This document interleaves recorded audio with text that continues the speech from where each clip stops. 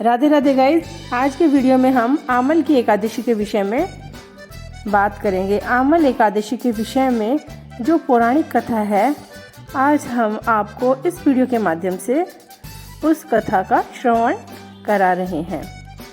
फाल्गुन शुक्ल पक्ष की एकादशी को आमल एकादशी कहा जाता है। इस दिन आंवले के वृक्ष की पूजा की जाती है। एकादशी के दिन आंवले के वृक्ष में भगवान विष्णु का वास होता है और इस दिन माता लक्ष्मी की भी पूजा की जाती है। पौराणिक मान्यता है कि भगवान श्री कृष्ण अपनी पत्नी और राधा रानी के साथ आंवले का जो वृक्ष होता है उसके समीप निवास करते हैं। आंवले के वृक्ष की पूजा एकादशी के दिन करने से बहुत ही हमें विशेष फल की प्राप्ति होती है। इसके विषय में एक पौराणिक कथा भी प्रचलित है। जो विष्णु भगवान है, उनकी नाभि से ब्रह्मा जी का जन्म हुआ था, अर्थात ब्रह्मा जी की उत्पत्ति विष्णु भगवान की नाभि से मानी जाती है। जैसे ही ब्रह्मा जी का जन्म हुआ तो ब्रह्मा जी को जिज्ञासा पैदा हुई। उनके मन में यह हुई कि मैं कौन हूँ, मेरा जन्म कैसे हुआ। खुद के विषय में जानने के बड़े इच्छुक हुए ब्रह्मा जी। तब वह परम ब्रह्मा की तपस्या करने लगे। परम ब्रह्मा की तपस्या करने के फलस्वरूप विष्णु भगवान ने ब्रह्मा जी को दर्शन दिए।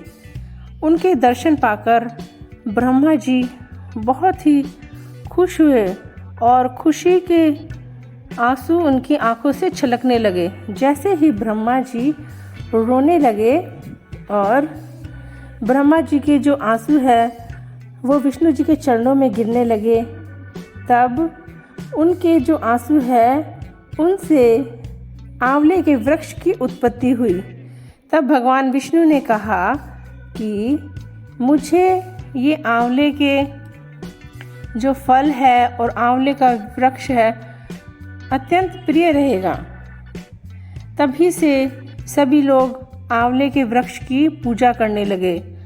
वैसे तो हम आंवले के वृक्ष की पूजा आंवला नवमी को भी कर सकते हैं और आमल एकादशी के दिन भी कर सकते हैं, परंतु आमल एकादशी के दिन हम अगर आंवले की पूजा करते हैं तो हमारी सभी मनोकामनाएं पूर्ण होती है और हमें जो भी हम चाहते हैं वह फल प्राप्त होता है। इसलिए हमें आमल की एकादशी के दिन आंवले के वृक्ष की पूजा करनी चाहिए, तुलसा माता की पूजा करना चाहिए और लक्ष्मी माता की पूजा हमें करनी चाहिए।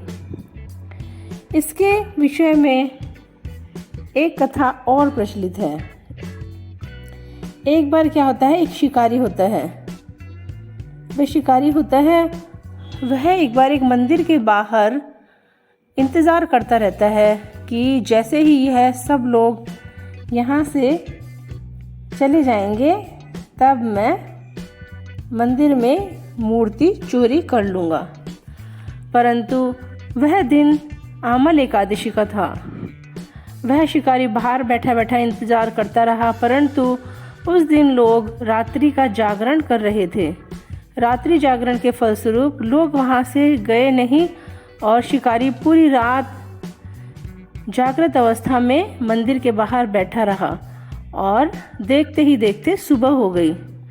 सुबह हो गई तो शिकारी को इस विषय में कोई जानकारी भी नहीं थी कि भाई हमने एकादशी का जागरण कर लिया है, परंतु भूलवश वह भी उस जागरण में पूरी रात बैठा रहा। तब विष्णु भगवान ने उसके समस्त पापों का नाश कर दिया और वह वापस अपने घर लौट गया।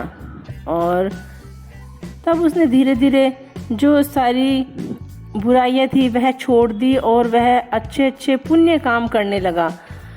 धीरे धीरे उसकी उम्र बढ़ती गई और वह मृत्यु को प्राप्त हो गया। और मृत्यु के पश्चात जो शिकारी था उसका राजकुल में जन्म हुआ और वह एक राजा के रूप में राज्य करने लगा। यह सब आमल एकादशी के फलस्वरूप ही उस शिकारी को वरदान मिला था। एकादशी का व्रत बहुत ही श्रेष्ठ होता है। एकादशी का व्रत करने से हमें मोक्ष की प्राप्ति होती है। हमें आंवल एकादशी के दिन आंवले की पूजा भी करनी चाहिए और अपने भोजन में भी आंवला ग्रहण करना चाहिए और हमें आंवले का दान भी करना चाहिए। अगर हमारे यहाँ आंवले का वृक्ष लगा हुआ है तो हमें आंवले एक दिन पहले ही तोड़ लेने चाहिए। एकादशी के दिन हमें आंवले और तुलसी पत्र नहीं तोड़ने चाहिए और फिर हमें दूसरे दिन आंवलों का उपयोग करना चाहिए। आंवले का दान भी इस दिन बहुत ही श्रेष्ठ माना जाता है। इस दिन हमें ब्राह्मणों को भोजन भी कराना चाहिए और विष्णु भगवान का ध्यान करना चाहिए, विष्णु भगवान के मंत्रों का जाप करना चाहिए। और भगवान श्री कृष्ण भी कहते हैं, वृक्षों में पीपल सबसे श्रेष्ठ है और व्रत में सबसे ज़्यादा एकादशी श्रेष्ठ है। भगवान श्री कृष्ण ने भी कहा है कि एकादशी का जो उपवास होता है वह सभी उपवासों में सबसे श्रेष्ठ होता है। इसलिए हमें एकादशी का व्रत ज़रूर करना चाहिए। एकादशी का व्रत करने से हमें स्वर्ग लोक की प्राप्ति होती है, मोक्ष की प्राप्ति होती है, हमारे सभी कष्टों का, दुख दर्दों का निवारण होता है। इसलिए हमें आंवल की एकादशी फाल्गुन मास में जरूर करनी चाहिए और लक्ष्मी माता की भी पूजा करनी चाहिए और हमें आंवले के वृक्ष की परिक्रमा भी करनी चाहिए। वैसे तो हमें 108 परिक्रमा करनी चाहिए, परंतु अगर हम 108 परिक्रमा नहीं कर पाए तो हम जितनी भी हमारी यथाशक्ति है उतनी परिक्रमा हमें करनी चाहिए।